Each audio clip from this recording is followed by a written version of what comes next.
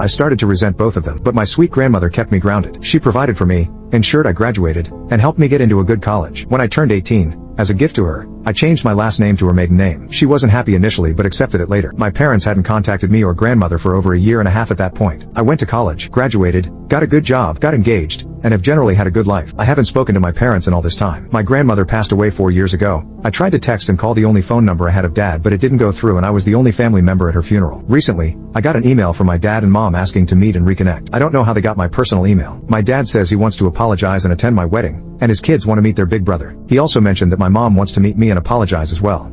He even had the audacity to write that he was disappointed in me changing my last name but understood it. He didn't even ask about his own mother. I've already moved on without them, hit multiple milestones in my life and career without their support, so I sent a reply stating I don't know him or my mom, added a few other harsh words, and told them never to contact me again. I told my fiancée, who comes from a big family and is very family-oriented, and she was upset, saying I was too harsh. She believes I should give them a chance since it's been so long. We had huge argument about this. She kept saying how family is important and I should forgive and forget. Now, I have a feeling she might be involved with them and she might be the one who gave them my email.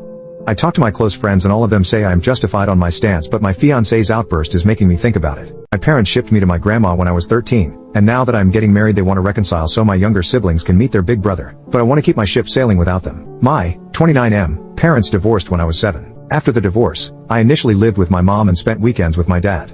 When I was 9, my mom moved in with her boyfriend, and I was sent to live with my dad. At first, it was fine because my mom would regularly meet with me, but over time, those visits became less. When I was 12, my dad introduced me to his girlfriend, who I could tell didn't like me. I didn't understand why. By then, I was only seeing my mom once every 3 months or so. My dad told me to get used to his girlfriend, but we never really got along. A year later, my dad told me I would be living with my grandmother, his mom, from now on because his girlfriend was pregnant and wanted a calm house. I was angry and caused a scene. His girlfriend told my dad that I was always like this around her, which was a lie, but my dad believed her and shipped me off to my grandmother. I told my mom I wanted to live with her, but she said she and her partner traveled the world all the time and that I needed to stay put for school. So, I lived with my grandmother.